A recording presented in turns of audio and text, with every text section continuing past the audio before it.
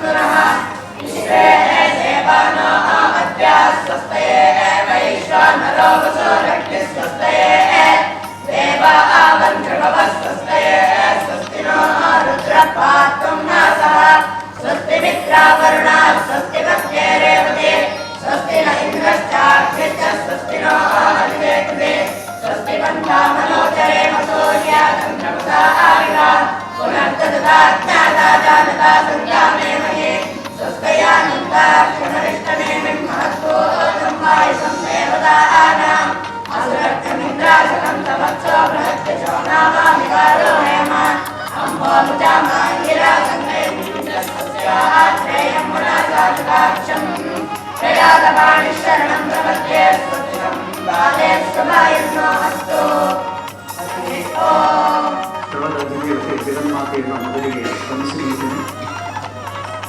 ಕಳೆದ ಸೌರಮಾನದಿಂದಾಗಿ ಆರಂಭಗೊಂಡಂತಹ ನಮ್ಮ ವಸಂತ ವೇದಶಿವರು ಇವತ್ತು ಈ ಕಾರ್ಯಕ್ರಮದೊಂದಿಗೆ ಸಂಪನ್ನಗೊಳ್ಳಲಿದೆ.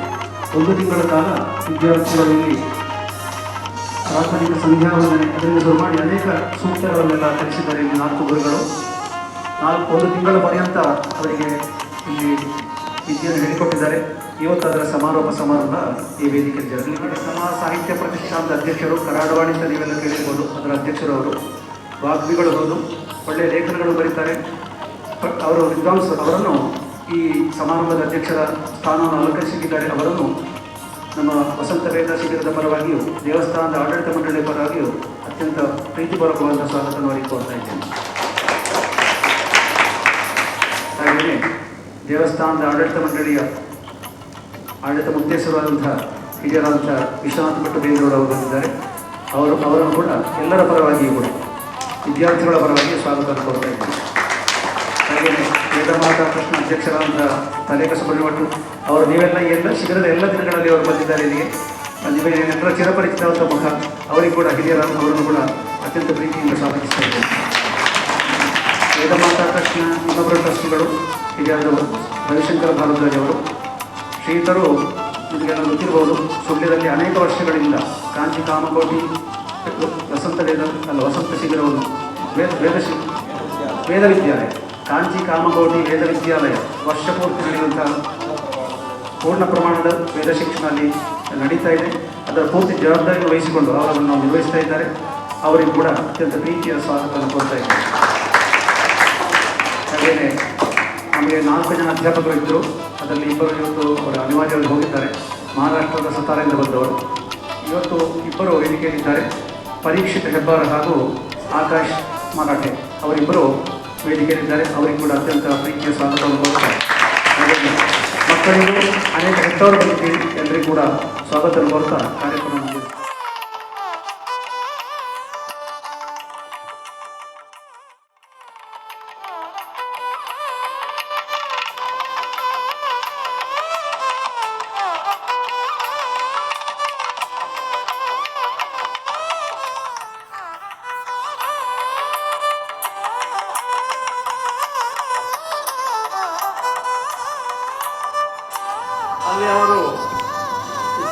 ಆಂಗ್ಲ ಮಾಧ್ಯಮದಲ್ಲಿ ವಿದ್ಯಾಭ್ಯಾಸ, ಹೆಚ್ಚಿನವರಿಗೆ ಅದೇ ಆಗಬೇಕು. ಆದರೆ ನಮ್ಮ ಸನಾತನ ಧರ್ಮವನ್ನು ಎತ್ತಿ ಹಿಡಿಯುವ, ಅದನ್ನು ಉಳಿಸುವ, ಬೆಳೆಸುವ ಭಾಷೆ ಸಂಸ್ಕೃತ. ಅದರಲ್ಲಿಯೂ ವೇದಗಳು, ಉಪನಿಷತ್ತು ಇದೆಲ್ಲ ನಮ್ಮ ಸನಾತನ, ನಮ್ಮ ಸಂಸ್ಕೃತಿಯನ್ನು ಉಳಿಸುವಂಥದ್ದು. ಅದನ್ನು ನಾವು ಬೆಳೆಸಬೇಕು. ಅಷ್ಟು ಮಾತ್ರ ಅಲ್ಲ, ಈ ವೇದ ನಾನು ತುಂಬ ನೋಡಿದೆ.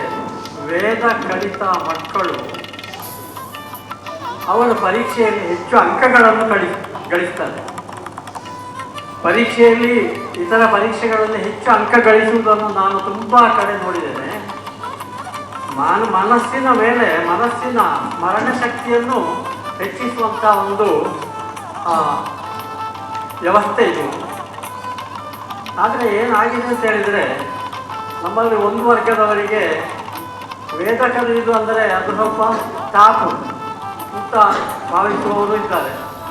ಆದರೆ ಆ ಭಾಗ್ಯ ಎಲ್ಲರಿಗೂ ಸಿಗುವುದಿಲ್ಲ. ಇಲ್ಲಿ ವೇದ ಕಲಿತಂತಹ ಮಕ್ಕಳು ನೀವೆಲ್ಲ ಭಾಗ್ಯಶಾಲಿಗಳು, ಪುಣ್ಯವಂತರು. ಹಾಗೂ ನಿಮ್ಮನ್ನು ಪಡೆದಂತಹ ಹಿರಿಯರು ಅವರು ಕೂಡ ಪುಣ್ಯವಂತರಾಗಿ ಮಕ್ಕಳ ದೃಷ್ಟಿಯಿಂದ ನಾನು ಹೇಳುವಂಥದ್ದು, ಮಕ್ಕಳಿಗೆ ಮೊಬೈಲು ಪ್ರಿಯ, ಪುಸ್ತಕ ಹಿತ. ಆದರೆ ಮಕ್ಕಳು ಓದುವ ಅಭ್ಯಾಸ ಇವತ್ತಿನ ದಿನಗಳಲ್ಲಿ ತುಂಬ ಕಡಿಮೆ ಆಗ್ತಾ ಉಂಟು. ಅದರ ಕಾರಣ ಏನು ಅಂತ ಹೇಳಿದರೆ, ಅದು ಹಿತವಾದ್ದು. ಮದ್ದು ಹಿತ, ಕಾಫಿ ಚಹಾ ಪ್ರಿಯ. ಆದರೆ ಮದ್ದನ್ನು ಯಾರು ಬಯಸುವುದಿಲ್ಲ, ಅದು ಯಾರಿಗೂ ಹಿತ ಪ್ರಿಯ ಎನಿಸುವುದಿಲ್ಲ, ಅದು ಹಿತವಾದ್ದು. ಹಾಗೆ ಈ ಎರಡು ದಾರಿಗಳಲ್ಲಿ ನಮ್ಮ ಪ್ರಯತ್ನಗಳು ಹೋಗ್ತವೆ. ಅದರಲ್ಲಿ ನಾವು ಶ್ರೇಯಸ್ಸಿನ ದಾರಿಯನ್ನು ಕಂಡುಕೊಳ್ಬೇಕು. ಯಾವಾಗ ನಾವು ಶ್ರೇಯಸ್ಸಿನ ದಾರಿಯಲ್ಲಿ ಮುಂದುವರಿಯುತ್ತೇವೋ ಆಗ ನಾವು ಜೀವನದಲ್ಲಿ ಸುಖ, ಸಂಪತ್ತು, ನೆಮ್ಮದಿ ಇದನ್ನೆಲ್ಲ ಸಾಧಿಸುತ್ತೇವೆ. ಹಿಂದೊಮ್ಮೆ ವಾಜಶ್ರವಸ್ ಎನ್ನುವಂಥವರು ಮುನಿ ಒಂದು ಯಾಗ ಮಾಡಿದರು. ಆ ಯಾಗಕ್ಕೆ ಅನೇಕ ದಾನ ಕೊಡಲಿಕ್ಕೆ ಗೋವುಗಳನ್ನು ತೆಕ್ಕೊಂಡು ಬಂದರು. ಆ ಸಾಯುವ ಸ್ಥಿತಿಯಲ್ಲಿ ಬಹಳ ಕೃಶವಾದಂಥ ಗೋವುಗಳಿದ್ದವು. ಇದನ್ನೆಲ್ಲ ಕಂಡಾಗ ಅಲ್ಲೇ ಇದ್ದಂತಹ ಮಗ ನಚಿಕೇತನಿಗೆ ಕಂಡಿತು, ಅಪ್ಪ ಮಾಡುವಂಥ ಈ ಯಾಗ ಇದರಿಂದ ಪ್ರಯೋಜನ ಇಲ್ಲ. ಯಾಕಂದರೆ ಇಂಥದ್ದು ಮಾಡಿದರೆ ಅನಂತ ಎನ್ನುವಂತಹ ಸುಖ ಸಂಪತ್ತಿಲ್ಲದ ಯಾವುದೋ ಒಂದು ಲೋಕವನ್ನು ಪ್ರವೇಶಿಸುತ್ತಾರೆ. ಹಾಗೆ ಅಪ್ಪ ಮಾಡಿದ ತಪ್ಪನ್ನು ತಿದ್ದಿಕೊಳ್ಳುವುದಕ್ಕಾಗಿ ಅಪ್ಪನಲ್ಲಿ ಕೇಳ್ತಾನೆ, ನೀ ಈ ದನಗಳನ್ನೆಲ್ಲ ದಾನ ಕೊಡ್ತೀಯಪ್ಪ, ನನ್ನನ್ನು ಯಾರಿಗೆ ದಾನ ಕೊಡ್ತೀವಿ ಅಂತ ನಚಿಕೇತ ಕೇಳ್ತಾನೆ. ಆಗ ನಚಿಕೇತನೆಂದು 3-4 ಬಾರಿ ಬಿಡದೆ ಕೇಳುವಾಗ ಅಪ್ಪನಿಗೆ ಸಿಟ್ಟು ಬಂತು. ನಿನ್ನನ್ನು ಯಮನಿಗೆ ಕೊಡ್ತೇನೆ ಅಂತ ಹೇಳ್ತಾರೆ. ಯಮನಿಗೆ ಕೊಡ್ತೇನೆ ಅಂತ ಹೇಳಿದ ಮೇಲೆ ಇವ ನಚಿಕೇತ ಯಮನಲ್ಲಿಗೆ ಹೋಗ್ತಾನೆ. ಅಲ್ಲಿಗೆ ಹೋಗುವಾಗ ಯಮ ಅಲ್ಲಿರಲಿಲ್ಲ. 3-4 ದಿನ ಅಲ್ಲಿ ನಚಿಕೇತ ಇರಬೇಕಾಯಿತು. ಆ 3-4 ದಿನ ಆಹಾರ ಕೂಡ ಇಲ್ಲದೆ ಆ ವಟು ಅಲ್ಲಿಗೆ ಹೋದ್ದು. ಅದು ಪುನಃ ಯಮ ಬರುವಾಗ ಆ ನಚಿಕೇತನನ್ನು ಕಂಡು ಯಮನಿಗೆ ಬಹಳ ಬೇಸರ ಆಯಿತು. ಯಮ ನಿನಗೆ ಆದಂಥ ಅಪಚಾರ, ಅದಕ್ಕೆ ಅದನ್ನು ಹೋಗಲಾಡಿಸುವುದಕ್ಕಾಗಿ ನಿನಗೆ ನಾನು ವರಗಳನ್ನು ಕೊಡ್ತೇನೆ, ವರ ಕೇಳುವಂತ. ಅಲ್ಲಿ ನಚಿಕೇತ ವರ ಕೇಳ್ತಾನೆ. ಕೊನೆಗೆ ನಚಿಕೇತ ಕೇಳುವ ವರ ಅದು ಹುಟ್ಟು, ಸಾವು ಇತ್ಯಾದಿಗಳ ಕುರಿತು, ಆತ್ಮ ಇತ್ಯಾದಿಗಳ ಕುರಿತು. ಅದನ್ನು ತಿಳಿಸಲು ಯಮ ನಿರಾಕರಿಸುತ್ತಾನೆ. ಕೆಲವು ಆಸೆಗಳನ್ನು ನಚಿಕೇತನಿಗೆ ಕೊಡ್ತಾನೆ. ಆದರೆ ನಚಿಕೇತ ಹಠ ಮಾಡಿ ಅದನ್ನು ತಿಳಿಯುವಂಥದ್ದು ನಾವು ಚೆನ್ನಾಗಿ ಕಳೆಯುವಂಥ ಅರ್ಥ. ಇದು ಭದ್ರಂ ಕರ್ಣೆ ಶಾಂತಿ ಮಂತ್ರದಲ್ಲಿ ಗೊತ್ತಿರುವಂಥದ್ದು ನಮಗೆ. ಅಂತಹ ಒಂದು ಪ್ರಾರ್ಥನೆ ಅಲ್ಲಿದೆ. ದೇವರು ಕೊಟ್ಟ ಆಯುಸ್ಸನ್ನು ಚೆನ್ನಾಗಿ ಕಳೆಯುವ. ದೇವರು ನಮಗೆ ಆಯುಸ್ಸು ಕೊಟ್ಟಿದ್ದಾನೆ, ಜೀವಕ್ಕೆ ಆಯುಸ್ಸು ದೇವರು ಕೊಟ್ಟಿದ್ದಾನೆ. ಆ ಆಯುಸ್ಸಿಗೆ ಜೀವ ನಾವು ಕೊಡಬೇಕು. ಇಲ್ಲಿ ಈಗ ಈ 1 ತಿಂಗಳಿನಲ್ಲಿ ಆದಂತಹ ಕೆಲಸ ನಿಮ್ಮೆಲ್ಲರ ಆಯುಸ್ಸಿಗೆ, ಈ ಮಕ್ಕಳ ಆಯುಸ್ಸಿಗೆ ಜೀವ ಕೊಟ್ಟ ಕೆಲಸ ಇದು. ಹಾಗಾದ್ದರಿಂದ ನೀವೆಲ್ಲ ಭಾಗ್ಯಶಾಲಿಗಳು. ಮತ್ತು ಇಂತಹ ಕೆಲಸ ನಡಿಬೇಕು. ಈ ಪ್ರಪಂಚದಲ್ಲಿ ಯಾವುದೋ ಒಂದು ಅವ್ಯಕ್ತವಾದಂತಹ ಶಕ್ತಿ ಇದೆ. ಆ ಶಕ್ತಿ ಇದೆ ಅಂತ ಹೇಳುವುದು ಗೊತ್ತಾದ್ದು ನಮಗೆ 2019ನೇ ಇಸವಿಯಲ್ಲಿ. ಆಗ ಒಂದು ಯಾವುದೋ ಒಂದು ವೈರಸ್ ಬಂದು ನಮ್ಮನ್ನು ಕಾಡಿತು. ಇಡೀ ಪ್ರಪಂಚದಾದ್ಯಂತ ಅದು ಕಾಡಿತು. ಆ ವೈರಸ್ ಎಷ್ಟು ಕೆಲಸ ಮಾಡಿತ್ತು ಅಂತ ಹೇಳಿದರೆ, ಅದು ಇಡೀ ಪ್ರಪಂಚದ ಜನರಿಗೆ ಕಷ್ಟವನ್ನು ಒದಗಿಸಿತು. ಅಂತಹ ಒಂದು ವೈರಸ್, ಅದನ್ನು ಕಂಡು ಹುಡುಕಲಿಕ್ಕೆ ನಮ್ಮ ವಿಜ್ಞಾನಿಗಳಿಂದ ಆಗಲಿಲ್ಲ. ಅಂತಹ ವೈರಸ್ ಅನ್ನು ಹುಡುಕಲಿಕ್ಕೆ ಆಗಲಿಲ್ಲ. ಅವ್ಯಕ್ತವಾದಂತಹ ಒಂದು ಶಕ್ತಿ ಮೂಲಕ ಅದು ಕೆಲಸ ಮಾಡಿ ಧರ್ಮಕ್ಷೇತ್ರೇ ಕುರುಕ್ಷೇತ್ರೇ ಅಂತ ಬರ್ತದೆ, ಪ್ರಾರಂಭ ಆಗ್ತದೆ. ಸಮವೇತ ಯುಸ್ತವ ಮಾಮಕ ಪಾಂಡವಾಶ್ರಯ ಸಂಜಯ ಈ ಮಹಾಭಾರತ ಯುದ್ಧದ ಒಂದು ವಿಚಾರಗಳನ್ನು ಧೃತರಾಷ್ಟ್ರನಿಗೆ ಹೇಳುವಂಥದ್ದು. ಅಲ್ಲಿ ಧೃತರಾಷ್ಟ್ರ ಕೇಳ್ತಾನೆ, ಧರ್ಮಕ್ಷೇತ್ರವಾದಂಥ ಈ ಕುರುಕ್ಷೇತ್ರದಲ್ಲಿ ಏನಾಯಿತು ಅಂತ ಧೃತರಾಷ್ಟ್ರ ಕೇಳ್ತಾನೆ. ಅದರಲ್ಲಿ ನಾನು ವಿಮರ್ಶೆ ಮಾಡಬೇಕಾದ ಒಂದು ವಿಷಯ ಉಂಟು. ಧರ್ಮಕ್ಷೇತ್ರ ಕುರುಕ್ಷೇತ್ರ, ಧರ್ಮ ಎನ್ನುವುದನ್ನು ಇಟ್ಟುಕೊಳ್ಳಿ, ಆ ಕ್ಷೇತ್ರ ಎನ್ನುವುದನ್ನು ಇನ್ನೊಂದು ಕ್ಷೇತ್ರಕ್ಕೆ ತನ್ನಿ. ಕ್ಷೇತ್ರ ಧರ್ಮ ಕ್ಷೇತ್ರ ಕುರುಕ್ಷೇತ್ರ, ಕ್ಷೇತ್ರ ಮತ್ತೆ ಧರ್ಮವನ್ನು ಕುರುವಿನ ಒಟ್ಟಿಗೆ ಹಾಕಿ. ಧರ್ಮ ಕುರು ಕ್ಷೇತ್ರ ಧರ್ಮ ಕುರು. ಕ್ಷೇತ್ರದಲ್ಲಿ ಪ್ರತಿಯೊಂದು ಕ್ಷೇತ್ರದಲ್ಲಿಯೂ ನಿನ್ನ ಧರ್ಮವನ್ನು ಆಚರಿಸು. ಅಂತಹ ಧರ್ಮವನ್ನು ಆಚರಿಸುತ್ತಾ ಹೇಳುವಂತಹ ಒಂದು ಇನ್ನರ್ ಮೀನಿಂಗ್, ಒಳಗಿನ ಒಂದು ಅರ್ಥ ಅದರಲ್ಲಿ ಉಂಟು ಅಂತ ವಿದ್ವಾಂಸರು ಅಭಿಪ್ರಾಯ ಹೋಗಲಿಕ್ಕೆ ಹೆದ್ದವರು ಅನ್ನುತ್ತಾರೆ. ಇವತ್ತು ಬಹಳ ಸಂತೋಷದ ಸಮಯ. ರಜೆ ಸಿಕ್ಕಿದ ಕೂಡಲೇ ಅಜ್ಜನ ಮನೆಗೆ ಹೋಗುವುದು, ಅಜ್ಜಿಯ ತಿಂದಿದ್ದ ಹಸುಗಳನ್ನು ತಿನ್ನುವುದು, ಇದೆಲ್ಲ ಕೆಲಸ ಬ್ರಾಹ್ಮಣನಿಗೆ ಉಪನಯನವಾಗುವುದು, ಅಂದರೆ ಮಕ್ಕಳಿಗೆ ಉಪನಯನವಾಗುವುದು ವೇದಾಧಿಕಾರ ಸಿದ್ಧಾರ್ಥಂತೆ ಮಾಡುವುದು ಅತಿ ಅಗತ್ಯವಾದ ಕಾರ್ಯ. ವೇದಾಧ್ಯಯನ ಮಂತ್ರಗಳ ಅಧ್ಯಯನ ಮಕ್ಕಳನ್ನು ನೀವು ಮಾಡ್ತಾ ಇದ್ದೀರಿ, ಮಾಡಿದ್ದೀರಿ. ಇನ್ನು ಪ್ರತಿ ವರ್ಷವೂ ಶಿಬಿರ ನಡೀತಾ ಇದೆ, ಇರ್ತದೆ. ಒಂದು ಸೇರಿಕೊಂಡು ಇದನ್ನು ಹಾಗೆ ಮುಂದುವರಿಸಬಹುದು. ಮತ್ತು ನಮ್ಮಲ್ಲಿ ಪೂರ್ಣ ಪ್ರಮಾಣದ ವೇದಾಧ್ಯಯನಕ್ಕೆ ಅವಕಾಶ ಇದೆ. ಸುಳ್ಳಿನ ಭಾರದ್ವಾಜಾಶ್ರಮದಲ್ಲಿ 25 ವರ್ಷದಿಂದ ವೇದ ಪಾಠಶಾಲೆ ನಡೀತಾ ಇದೆ. ಅಂಜಿ ಕಾಮಕೋಟಿ ಜಗದ್ಗುರುಗಳ ಆಶೀರ್ವಾದಗಳು ನಡೀತಾ ಇದೆ. ಮೊನ್ನೆಯದು 25ನೇ ವರ್ಷದ ರಜತ ಮಹೋತ್ಸವ ಸಮಾರಂಭವಾಗಿತ್ತು. ವೇದಿಕೆಯ ಮೇಲಿರುವ ಎಲ್ಲ ಹಿರಿಯರಿಗೂ, ಸಭೆಯಲ್ಲಿ ಕೂತಿರುವಂಥ ಎಲ್ಲ ಮಕ್ಕಳಿಗೂ, ಅವರ ಹೆತ್ತವರಿಗೂ ಅಭಿನಂದನೆಗಳನ್ನು ಸಲ್ಲಿಸ್ತೇನೆ. ಪ್ರಮುಖವಾಗಿ ಮಕ್ಕಳ ಹೆತ್ತವರಿಗೆ ನಾನು ಅಭಿನಂದನೆಗಳನ್ನು ಸಲ್ಲಿಸಲಿಕ್ಕೆ ಇಚ್ಛಿಸ್ತೇನೆ. ಯಾಕೆಂದರೆ ಈ ರಜಾಕಾಲವನ್ನು ಒಳ್ಳೆಯ ರೀತಿಯಲ್ಲಿ ಮಕ್ಕಳು ಕಲಿಬೇಕು ಅಂತ ಹೇಳೋ ಉದ್ದೇಶದಿಂದ ಕಲಿಸಿಕೊಟ್ಟಿದ್ದೀರಿ. ಮಕ್ಕಳು ಈ ಪ್ರಾಯದಲ್ಲಿ ಏನೆಲ್ಲೋ ಕಲಿಯಲಿಕ್ಕೆ ಸಮರ್ಥರಾಗಿರ್ತಾರೆ. ನಾವು ಹಿರಿಯರು ಅವರನ್ನು ಕಲೀಲಿಕ್ಕೆ ಮುಂದೆ ಕಲಿಸುವುದು ದೊಡ್ಡ ಕೆಲಸ. ದೊಡ್ಡ ಮನಸ್ಸು ಮಾಡಿ ಕಲಿಸಿದ್ದೀರಿ. ಮತ್ತು ಮಕ್ಕಳಿಗೆ ಒಂದು ಕಿವಿ ಮಾತು, ಇಲ್ಲಿ ಕಲಿತಂಥ ವೇದವನ್ನು ನಿತ್ಯ ಅನುಷ್ಠಾನದಲ್ಲಿ ಇಟ್ಟುಕೊಳ್ಳಿ ಅಂತ ಹೇಳ್ತಾ ಮಾತನ್ನು ಮನೆಯಲ್ಲೇ ನಾನು ಈಗ 3ನೇ ವರ್ಷ ಆಯಿತು. ಈಗ ಇಲ್ಲಿ ನಾವು ಎಷ್ಟೇ ದೊಡ್ಡ ಮಗುವಾದರೂ ಚಿಕ್ಕ ಮಗುವಾದರೂ 5 ಗಂಟೆಗೆ ಹೇಳ್ತಿದ್ದು. ಹರಿಶಣ್ಣ ನಿತ್ಯ ಬೆಳಗ್ಗೆ ಬಂದು ಎಲ್ಲರನ್ನು ಎಬ್ಬಿಸಿ, ಎಲ್ಲರನ್ನು ನಿದ್ದೆ ತೆಪ್ಪಿಸಿ, ಅರ್ಧ ಬೋಧದಲ್ಲಿರುವವರನ್ನು ತೆಪ್ಪಿಸಿ 4ಕ್ಕೆ ಹೇಳ್ತೀನಿ. ಅಲ್ಲಿಂದ 6 ಗಂಟೆಗೆ ಸರಿಯಾಗಿ ಸಂಧ್ಯಾವಂದನೆಗೆ ತೋರಿಸಿ, ಸಂಧ್ಯಾವಂದನೆ ಮಾಡಿ ಎಲ್ಲ ತಿರುಗುವವರನ್ನು ಸರಿ ಗೋಪುರಕ್ಕೆ ಕಳಿಸಿ ಎಲ್ಲ ಮಕ್ಕಳು ಲಲಿತಾ ಸಹಸ್ರನಾಮ ಓದ್ತಾ ಇದ್ದರು. ಅದಾದ ನಂತರ ಪೂಜೆ ಆದ ನಂತರ ತಿಂಡಿಗೆ ಹೋಗಿ, ತಿಂಡಿ ಆದ ನಂತರ ಒಂದು ಅಲ್ಪ ಕಾಲ ವಿರಾಮ ಆದ ನಂತರ ಬೆಳಗಿನ ಪಾಠ ಒಂದು 11:30ವರೆಗೆ ಬೆಳಗಿನ ಪಾಠ ಆಗ್ತಿತ್ತು. 11:30 ಆದ ನಂತರ ಒಂದು ಸಣ್ಣ ಸರ್ಬತ್ತ ಜ್ಯೂಸೋ ಎಂತಾದರೂ ಕುದ್ದು ಮಾಧ್ಯಾಹ್ನಿಕ ಸಂಧ್ಯೆ ಮಾಡಲಿಕ್ಕೆ. ಮಾಧ್ಯಾಹ್ನಿಕ ಸಂಧ್ಯೆ ಆದ ಕೂಡಲೇ ನಮಗೆ ದೇವರ ಪೂಜೆ ಆಗ್ತದೆ. ದೇವರ ಪೂಜೆ ಆಗಿ ಮಧ್ಯಾಹ್ನದ ಅನ್ನಪ್ರಸಾದ ಆದ ನಂತರ 2:30ವರೆಗೆ ಸಾಮಾನ್ಯ ವಿರಾಮ ಇರ್ತಿತ್ತು. 2:30ವರೆಗೆ ವಿರಾಮ ಆಗಿ ಮತ್ತೆ ಪಾಠ. ಎಲ್ಲ ಮಧ್ಯಾಹ್ನ ಬಟ್ಟೆ ಒಗೆಯುವವರಿಗೆ ಮಲಗುವವರಿಗೆ ಎಲ್ಲ ಎಬ್ಬಿಸಿ ಪಾಠಕ್ಕೆ ಕರ್ಕೊಂಡೋಗಿ ಕೂತ್ಕೊಳ್ಳಿಸಿ ಪಾಠ ಮಾಡಿದ ನಂತರ 4:15 ಆಗುವಾಗ ಬಿಡ್ತಿದ್ರು. 4:15ಗೆ ತಿಂಡಿ ಆದ ನಂತರ ಆಟದ ಸಮಯ. ನಿತ್ಯ ಇಲ್ಲಿ ಕ್ರಿಕೆಟ್, ಫುಟ್ಬಾಲ್ ಹೇಳಿ ಎಲ್ಲ ಆಟಗಳು ಆಡ್ತಿದ್ದೆವು. ಆಟ ಆಡಿ ಸ್ನಾನ ಮಾಡಿ ಸಂಧ್ಯಾವಂದನೆ ಮಾಡಿ ವಿಷ್ಣು ಸಹಸ್ರನಾಮ ಬರ್ತಾ ಇತ್ತು. ವಿಷ್ಣು ಸಹಸ್ರನಾಮ ಆದ ನಂತರ ದೇವರ ಪೂಜೆಯಾಗಿ ರಾತ್ರಿಯ ಪ್ರಸಾದ ನಮ್ಮನ್ನು ಒಳ್ಳೆಯ ರೀತಿಯಲ್ಲಿ ಮಲಗಿಸ್ತಿದ್ವಿ.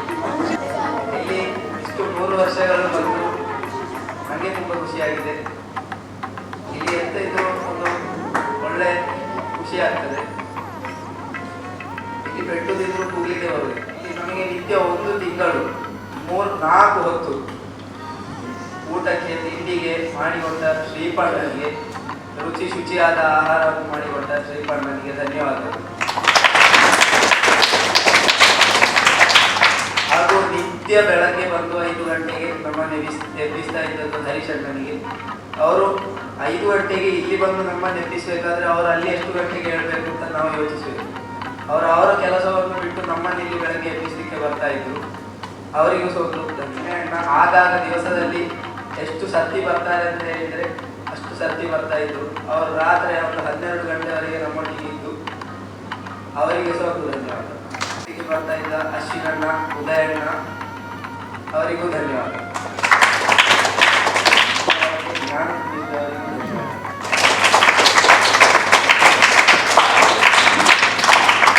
ಇನ್ನು ಯಾರಿಗಾದ್ರೂ ಬಿಟ್ಟು ಹೋದ್ರು ಎಲ್ಲರಿಗೂ ಅದೇ ಮಾತಿನಲ್ಲಿ ಧನ್ಯವಾದ.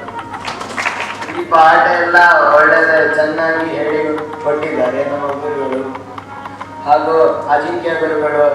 ಅವರೆಲ್ಲ ಹೋಗುವ ಮೊದಲೇ ಎಲ್ಲ ಫುಲ್ ಸಿಲೆಬಸ್ ಎಲ್ಲ ಮುಗಿಸಿ ಹೋದವರು. ತುಂಬಾ ಖುಷಿಯಾಯಿತು ಈ ಶಿಬಿರ. ಮುಂದಿನ ವರ್ಷದ ಎಲ್ಲರೂ ಬಂದು ಪಾಲ್ಗೊಳ್ಬೇಕು ಅಂತ ಕೇಳಿಕೊಂಡು. ಹೆಸರು ಆಕಾಶ. ನಾನು ಸುಳ್ಯದಲ್ಲಿ ಕಾಂಚಿ ಕಾಮಕೋಟಿ ವೇದ ವಿದ್ಯಾಲಯದಲ್ಲಿ ಅಧ್ಯಯನ ಮಾಡ್ತಾ ಇದ್ದೆ.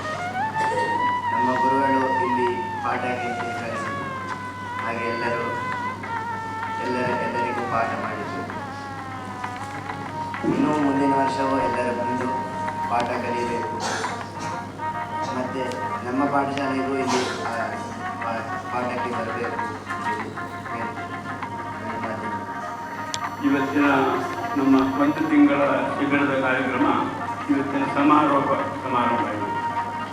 ನಾವು 10:30 ಗಂಟೆಗೆ ಶುರು ಮಾಡಬೇಕು ಅಂತ ಹೇಳುವಂಥ ಉದ್ದೇಶ ಇತ್ತು. ಆದರೆ ಸಮಯಕ್ಕೆ ಸರಿಯಾಗಿ ನಾವೆಲ್ಲ ಸ್ವಲ್ಪ ಇನ್ನು ಬೆಲೆ ಕೊಡಲಿಕ್ಕೆ ನಾವು ಕಲ್ತಿರ್ಬೇಕು. ಯಾಕಂದರೆ ಸಮಯ ಅಂದರೆ ಅದೊಂದು ಸಂಪತ್ತು. ಸಮಯ ಹೋದ ಸಮಯ ಮತ್ತೆ ಸಿಕ್ಕುವುದಿಲ್ಲ. ಆದ ಕಾರಣ ಎಲ್ಲರೂ ಸಮಯಕ್ಕೆ ಸರಿಯಾಗಿ ಮುಂದಿನ ದಿನಗಳಲ್ಲಿ ಯಾವುದೇ ಕಾರ್ಯಕ್ರಮಗಳು ಆಗಿರಲಿ, ಎಲ್ಲಿ ಹೋದರೂ ನಾವು ಸಮಯಕ್ಕೆ ಎಲ್ಲರೂ ಪ್ರಾಮುಖ್ಯತೆಯನ್ನು ಕೊಡಲೇಬೇಕು. ಯಾಕಂದರೆ ಅದೇ ನಮ್ಮ ಸಂಪತ್ತು. ಆದ ಕಾರಣ ಇವತ್ತು ನೀವೆಲ್ಲ ಬಂದಿದ್ದೀವಿ. ನಿಜವಾಗಿಯೂ ಈ ಸಂದರ್ಭದಲ್ಲಿ ನಿಮ್ಮನ್ನೆಲ್ಲ ನಾನು ತುಂಬ ಸಂತೋಷ ಪಡ್ತಾ ಇದ್ದೇನೆ. ಯಾಕಂದರೆ ನಾವು ಹಿರಿಯರಾದಂತಹ ಇಲಿಂಗಲ್ ಕೃಷ್ಣಭಟ್ರು ಸಮಯಕ್ಕೆ ಮೊದಲೇ ಅವರು ಬಂದು ಇಲ್ಲಿ ಎಷ್ಟೊತ್ತಿಗೆ ನೀವು ಸಭೆಯನ್ನು ಶುರು ಮಾಡ್ತೀವಿ ಅಂತ ಬಿಟ್ಟು ಹೇಳಿದರು. ಸಮಯಕ್ಕೆ ಮೊದಲೇ ಅವರು ಬಂದಿದ್ದಾರೆ. ಅವರ ವಯಸ್ಸೇನು, ನಮ್ಮ ವಯಸ್ಸೇನು, ನಾವು ಹೇಗೆ ಇರಬೇಕು, ಅವರ ಹಿತ ನುಡಿಗಳು ನಮಗೆ ನಿಜವಾಗಿ ಯಾವಾಗಲೂ ನಾವು ನೆನಪಿಟ್ಟುಕೊಳ್ಬೇಕಾದಂಥ ವಿಷಯಗಳನ್ನೇ ಅವರು ಹೇಳಿದ್ದಾರೆ. ಮುಂದೆ ನಮ್ಮ ಸಮಾಜದಲ್ಲಿ ನಾವು ನಡಿಬೇಕು. ಸಮಾಜಕ್ಕೆ ಒಂದು ನಮ್ಮಿಂದ ಏನಾದರೂ ಒಂದು ಕೊಡುಗೆ ಆಗಬೇಕು. ಇವತ್ತು ಅವರನ್ನು ನಾವು ಕೇಳಿದೆವು, ಅವರು ಏನು ಕೊಡುವುದಿಲ್ಲ, ಆದರೂ ಕೂಡ ಅವರು ಹೇಳಿದರು ನಾನು ಬರ್ತೇನೆ ಅಂತ. ಅವರು ಸಮಾಜಕ್ಕೆ ಆ ರೀತಿಯಲ್ಲಿ ಒಂದು ಕೊಡುಗೆಯನ್ನು ಕೊಡ್ತಾರೆ. ಇದಕ್ಕಿಂತ ಮೊದಲಿನ ಅವರ ಒಂದು 50 ವರ್ಷದ ಜೀವನದಲ್ಲಿ ಬೇಕಾದಷ್ಟು ಮಕ್ಕಳಿಗೆ ಪಾಠಗಳನ್ನು ಹೇಳಿಕೊಂಡು ಗುರುಗಳಾಗಿದ್ದುಕೊಂಡು ಬೇಕಾದಷ್ಟು ಕಾರ್ಯಗಳನ್ನು ಅಷ್ಟು ತನ್ಮಯದಿಂದ ನಿಷ್ಠಾವಂತರಾಗಿ ಇಚ್ಛಾಶಕ್ತಿಯನ್ನು ಇಟ್ಟುಕೊಂಡು ಮಾಡಿದವರು ಎಕ್ಸ್ಟ್ರಾ ಇರ್ತದೆ, ನಮ್ಮಲ್ಲಿ ಇರುವುದಿಲ್ಲ, ಅವರದ್ದು ಇರ್ತದೆ. ಆ ರೀತಿಯಲ್ಲಿ ಇದ್ದರೂ ಬಹಳ ಸಂತೋಷ ಆಗ್ತಾ ಉಂಟು. ಇವತ್ತು ನಿಮ್ಮ ಮಕ್ಕಳನ್ನೆಲ್ಲ ಬೀಳ್ಕೊಡುವುದು, ಒಂದು ತಿಂಗಳು ನಮಗೆ ಒಡನಾಟ ಇದ್ದದ್ದು ಅದರ ಒಂದು ಪರಿಮಳವೇ ಬೇರೆ. ಇನ್ನು ಹೋಗ್ತಾರೆ ಅಂತ ಹೇಳೋದಿಗೆ ನಮ್ಮಲ್ಲಿ ಮಕ್ಕಳಿದ್ದಾರಲ್ಲ, ಅದೇ ರೀತಿ ಈ ಮಕ್ಕಳು ಹೋಗ್ತಾರೆ ಅಂತ ಹೇಳೋದು ನಮಗೆ ನೆನಪು ಕೊಡ್ತಾರೆ. ಒಬ್ಬೊಬ್ಬರ ಮುಖಗಳು ಕೂಡ ನಮಗೆ ನೆನಪು ಕೊಡ್ತಾ ಇದೆ. ಇಂಥ ಮಗ ಅಂತ ನಮಗೆ ಈಗ ನಂತರ ಅವ ಇಷ್ಟವರಿಗೆ ಮಾತಾಡದೇ ಇರುವಂಥ ಹುಡುಗಿ ಇವತ್ತು ಮಾತಾಡ್ತಾರೆ. ನಿಜವಾಗಿಯೂ ಅಂಥ ಒಂದು ಮಕ್ಕಳಲ್ಲಿ ಉತ್ಸಾಹ ಚಟುವಟಿಕೆ ಇಲ್ಲಿ ಬಂದ ಮೇಲೆ ಅದು ಆಗಿದೆ. ಅಂಥ ಒಂದು ಪರಿಸ್ಥಿತಿಯಲ್ಲಿ ತುಂಬ ಪೋಖರಿಗಳನ್ನೆಲ್ಲ ಮಾಡಿಕೊಂಡಿದ್ದವರು. ಅದೆಲ್ಲ ನಮಗೆ ಈಗ ನಾವು ಮಕ್ಕಳನ್ನು ದೂಷಿಸುವುದೋ ಏನು ಹೇಳುವುದು ಅಂತ ನಮಗೆ ಗೊತ್ತಾಗಲ್ಲ. ಮಕ್ಕಳನ್ನು ದೂಷಿಸುವುದಲ್ಲ, ಅವರ ನಿಜವಾದಂತಹ ಗುಣವನ್ನು ಅವರು ತೋರಿಸಿದ್ದಾರೆ. ಅದರಿಂದಾಗಿ ಅಂದರೆ ಸ್ವಲ್ಪ ಅನಾಹುತಗಳು, ತೊಂದರೆಗಳು ಕ್ಷೇತ್ರಕ್ಕೆ ಮಾಡಿಕೊಂಡದ್ದು ಬಹಳ ವಿಷಯ. ಎಷ್ಟೋ ವರ್ಷಗಳಿಂದ ಇಲ್ಲಿ ನಮಗೆ ಈ ನಮ್ಮ ಶಿಬಿರ ನಡೀತಾ ಉಂಟು. ಅದಕ್ಕೆ ಆಡಳಿತ ಮಂಡಳಿ ಏನೇ ನಷ್ಟ ಕಷ್ಟ ಭ್ರಷ್ಟ ಅಂತ ಎಂತ ಆದರೂ ಕೂಡ ನಾವು ಆಡಳಿತ ಮಂಡಳಿ ಅದಕ್ಕೆ ಆಯಿತು, ನೀವು ಇಲ್ಲಿ ಮಾಡಿ, ಒಂದು ತಿಂಗಳ ಮೊದಲೇ ಏನು ಮಾಡ್ತೀರಿ, ಎಲ್ಲಿ ಮಾಡ್ತೀರಿ, ನೀವು ಇಲ್ಲಿ ಮಾಡಿ ಅಂತ ಹೇಳುವಂಥ ಒಂದು ನಮಗೆ ಪ್ರಮಾಣ ಆಯಿತು, ನೀವು ಇಲ್ಲಿ ಮಾಡಿ ಅಂತ ಹೇಳುವಂಥ ಒಂದು ಪರ್ಮಿಷನ್ ಕೊಟ್ಟಿರ್ತಾರೆ. ಆದ ಕಾರಣ ಇಂತಹ ಒಂದು ಇಷ್ಟು ವಿಶಾಲವಾದಂತಹ ಸ್ಥಳ ನಮಗೆ ಸಿಕ್ಕುವುದೇ ವ್ಯವಸ್ಥೆ. ಆ ದೇವರಿಗೆ ಇರುವಂಥ ನೈವೇದ್ಯ ಇವತ್ತು ಅದನ್ನು ಸ್ವೀಕಾರ ಮಾಡಲಿಕ್ಕೆ ಜನ ಇಲ್ಲದೇ ಇರ್ಬೋದು. ಈಗ ಮಕ್ಕಳು ಹೋದ್ಮೇಲೆ ಮತ್ತೆ ನಮಗೆ ಇಲ್ಲಿ ನಿರ್ಗತಿಸಿ ಹೇಳ್ಬೋದು, ಆ ರೀತಿಯ ಪರಿಸ್ಥಿತಿ ಬರ್ತದೆ.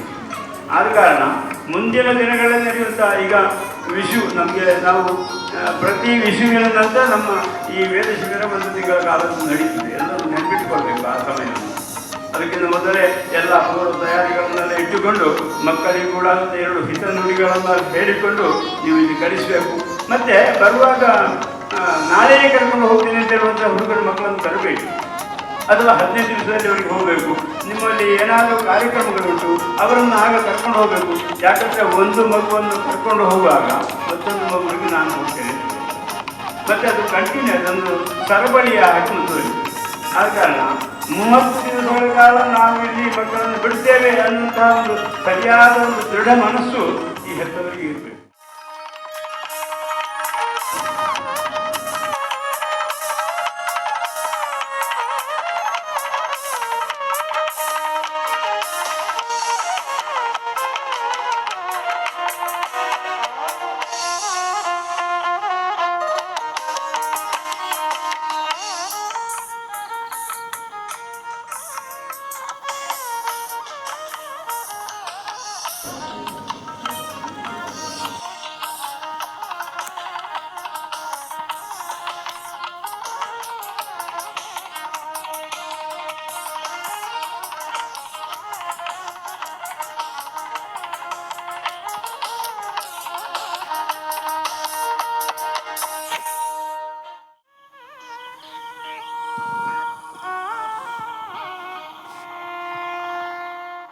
ಇದು 2ನೇ ವರ್ಷ ವೇದ ವಿದ್ಯಾಭ್ಯಾಸಕ್ಕಾಗಿ ಬಂದಿದ್ದಾನೆ. ಅವನಿಗೆ ಮುಂಜೆಯಾಗಿ ಈಗ ಇದು 2ನೇ ವರ್ಷ ಮುಂಜೆಯಾದ ಆ ವರ್ಷವೇ ನಾವು ಅವನಿಗೆ ಕಳಿಸ್ಕೊಟ್ಟಿದ್ದೇವೆ. ಇಲ್ಲಿ ನಮ್ಮ ಮೇಯ್ನ್ ಇಂಟೆನ್ಷನ್ ಏನಂದರೆ ನಾವು ಬ್ರಾಹ್ಮಣರಾಗಿ ಅಟ್ಲೀಸ್ಟ್ ಇರೋದು ಬೆಂಗಳೂರಲ್ಲಿ, ಅದು ಸಹ ಇಲ್ಲಿನ ಸಂಸ್ಕೃತಿಯ ಬಗ್ಗೆ ಮಕ್ಕಳಲ್ಲಿ ಉತ್ತಮವಾದ ಒಂದು ಆಲೋಚನೆ ಬರಬೇಕಂತೇಳಿ ಅವನಿಗೆ ಹೀಗೆ ಕಳಿಸ್ಕೊಟ್ಟದ್ದು. ಹಾಗೆ ನಮ್ಮ ಸಂಸ್ಕೃತಿಯನ್ನು ಮುಂದೆ ಅರಿತು ಅದನ್ನು ಮುಂದೆ ನಡೆಸ್ಕೊಂಡು ಹೋಗಬೇಕು ಅಂತ ನಮ್ಮ ಮನಸ್ಸಲ್ಲಿ ಯಾವಾಗಲೂ ಇತ್ತು. ಹಾಗೆ ಕೂಡ ಅವನನ್ನು ಇಲ್ಲಿ ಸೇರಿಸಿದ್ದು. ಹಾಗೆ ಇಲ್ಲಿನ ಗುರುಗಳು ಅತ್ಯಂತ ಚೆಂದವಾಗಿ ಮತ್ತು ಅವರಿಗೆ ಗೊತ್ತಾಗುವ ಹಾಗೆ ಎಲ್ಲ ರೀತಿಯಲ್ಲಿ ಅವರಿಗೆ ವಿದ್ಯಾಭ್ಯಾಸವನ್ನು ಮಾಡಿಕೊಟ್ಟಿರ್ತಾರೆ. ಅವರಿಗೆ ಎಲ್ಲರಿಗೂ ಧನ್ಯವಾದಗಳು. ಮತ್ತು ಇಲ್ಲಿನ ಆಡಳಿತ ವರ್ಗ ಹಾಗೂ ಅವರ ಇಲ್ಲಿನ ಮಕ್ಕಳನ್ನು ನೋಡಿಕೊಳ್ಳುವ ಬಗ್ಗೆ ಎಲ್ಲ ತುಂಬ ಉತ್ತಮವಾಗಿ ಮಕ್ಕಳು ಸಹ ಅದನ್ನು ಹೇಳ್ತಾ ಇರ್ತಾರೆ. ಇಲ್ಲಿ ತುಂಬ ಅಚ್ಚುಕಟ್ಟಾಗಿ ಅದನ್ನು ನಿರ್ವಹಿಸುತ್ತಾರೆ ಅಂತ ಇಲ್ಲಿ ಸಹಕರಿಸಿದ ಎಲ್ಲರಿಗೂ ನನ್ನ ಅಭಿನಂದನೆಗಳು.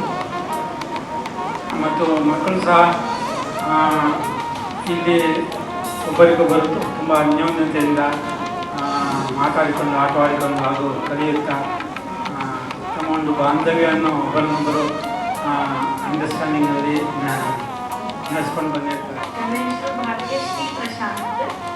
ನಾನು ಕೊಚ್ಚಿಯಿಂದ ಬರೋದು. ನನ್ನ ಮಗ ಅಪ್ರಮೇಯ ಭಟ್ ಈಗ 2ನೇ ಸರ್ತಿ ಈಗ ವೇದ ಪಾಠಶಾಲೆಗೆ ಅವನಿಗೆ ಸೇರಿಸಿದ್ದೇವೆ. ನನಗೆ ತುಂಬ ಖುಷಿಯಾಗಿದೆ. ಕಳೆದ ವರ್ಷ ಸಹ ಖುಷಿಯಾಗಿದೆ, ಈ ವರ್ಷ ಸಹ ಖುಷಿಯಾಗಿದೆ. ಯಾಕಂದರೆ ಅವನಿಗೆ ಆ ಒಂದು ಕಲ್ಚರ್ ಬರಲಿ ಸಿಗಲಿ. ಮತ್ತು ಪ್ರಧಾನವಾಗಿ 1 ತಿಂಗಳು ಮೊಬೈಲಿಂದ ದೂರ ಆಗಲಿ, ಆ ಒಂದು ದೊಡ್ಡ ಇಂಟೆನ್ಷನ್. ಮತ್ತು ಸ್ವಲ್ಪ ಕಲೀಲಿಕ್ಕೂ ಆಗ್ತದೆ, ಒಳ್ಳೆಯ ವಾತಾವರಣ ಇರ್ತದೆ. ನಮ್ಮ ಸಮಾಜದ ಬಗ್ಗೆ ಆಗಲಿ, ನಮ್ಮ ಧರ್ಮದ ಬಗ್ಗೆ ಅವನಿಗೆ ಅರಿವು ಸಿಗ್ತದೆ. ಯಾರ ಹತ್ರ ಹೇಗೆ ಮಾತಾಡ್ಬೋದು, ಫ್ರೆಂಡ್ಗಳಾಗಲಿ ಸ್ವಲ್ಪ ಅಮ್ಮ ಅಪ್ಪ ಇಲ್ಲದೆ ಹೇಗೆ ನಡಿಬಹುದು ಇರ್ಬೋದು ಅಂತ ಹೇಳುವಂಥದ್ದು ಆ ಒಂದು ಅವನಿಗೆ ಧೈರ್ಯವೂ ಬರ್ತದೆ. ಅದಕ್ಕೆ ನನಗೆ ತುಂಬ ದೇವಸ್ಥಾನದ ಆಡಳಿತ ಮಂಡಳಿಯ ಆಡಳಿತ ಮುಖ್ಯಸ್ಥರಾದ ವಿಶ್ವನಾಥ್ ಭಟ್ರೇಂದ್ರವರು ಬಂದಿದ್ದಾರೆ. ಅವರು ಕೂಡ ಈ ಸಭೆಯಲ್ಲಿ ಭಾಗವಹಿಸಿ ಮಕ್ಕಳಿಗೆ ಹಿತನುಡಿಗಳು ಬಂದಿದ್ದಾರೆ. ಅವರು ಕೂಡ ಹಾಗೆ ವೇದಮಾತಾ ಅರ್ಚನಾ ಇಬ್ಬರು ಟ್ರಸ್ಟಿಗಳು, ಇನ್ನೊಬ್ಬರು ಆದರಣೀಯ ರವಿಶಂಕರ್ ತಾರದಾಯಿ, ಈ ಇಬ್ಬರಿಗೂ ಕೂಡ ವಿದ್ಯಾರ್ಥಿಗಳ ಪರವಾಗಿಯೂ ಎಲ್ಲವರ ಪರವಾಗಿಯೂ ಎಲ್ಲ ಹೆತ್ತವರ ಪರವಾಗಿಯೂ ಅನಂತ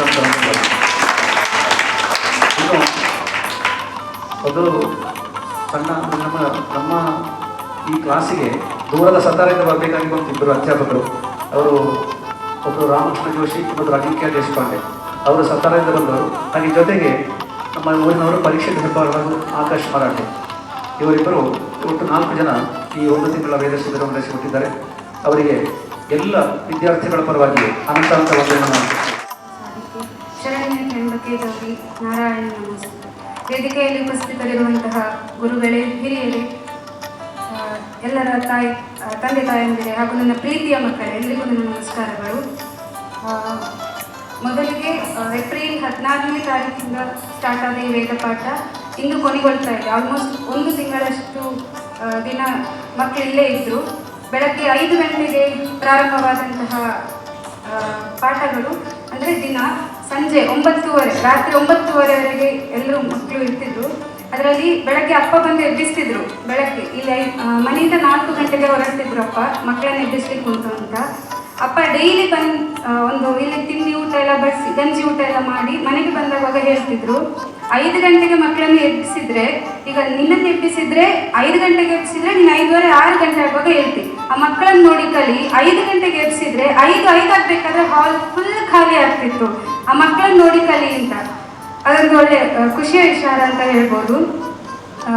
ಇಲ್ಲಿಗೆ ನಾನು ಕೆಲವು ವ್ಯಕ್ತಿಗಳ ಹೆಸರನ್ನು ಹೇಳಲೇಬೇಕು. ಇವರು ತಿಳಿಸಿದ ಹಾಗೆ ಶ್ರೀಪಣ್ಣ ಮತ್ತು ವಿನಯಣ್ಣ, ಶ್ರೀಕಾಂತಣ್ಣ.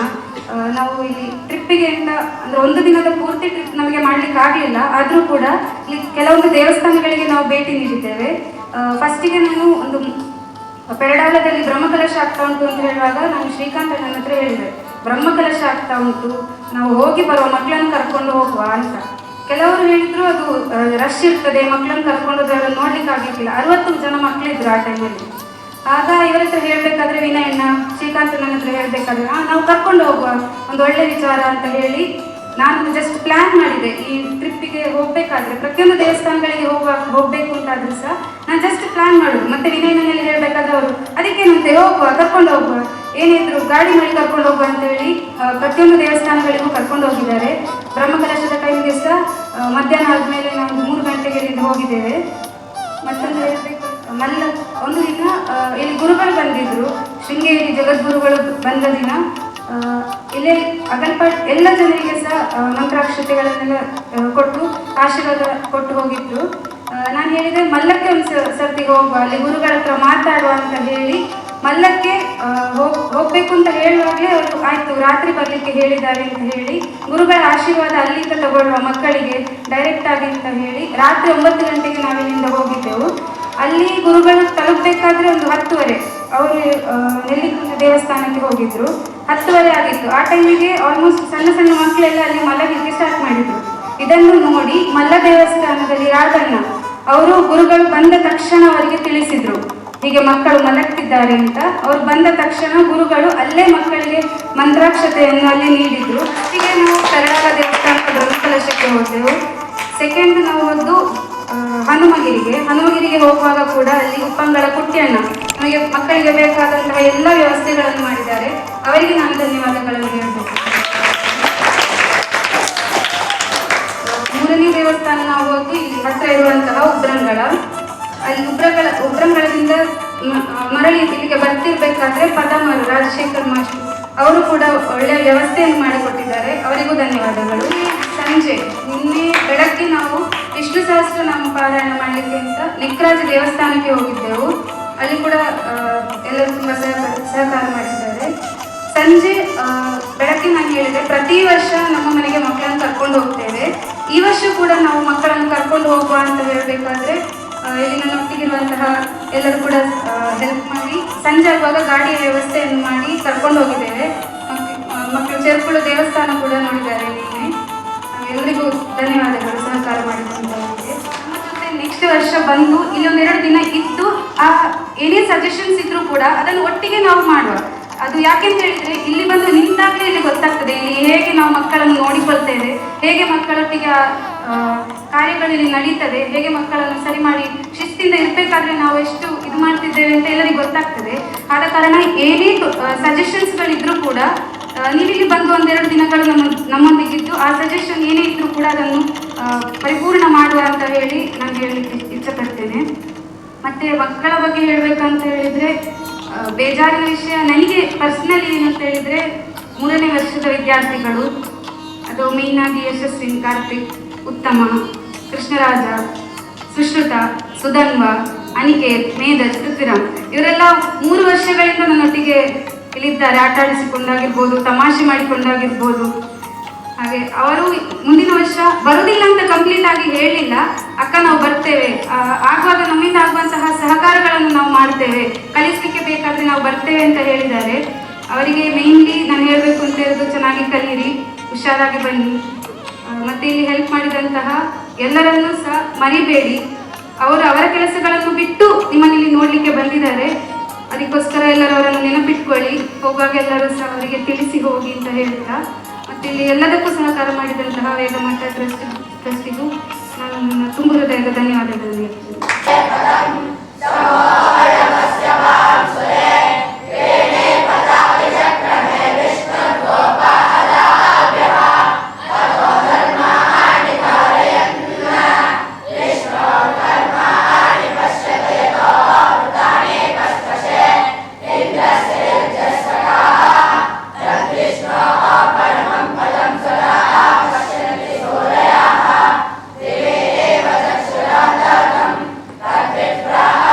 Thank you.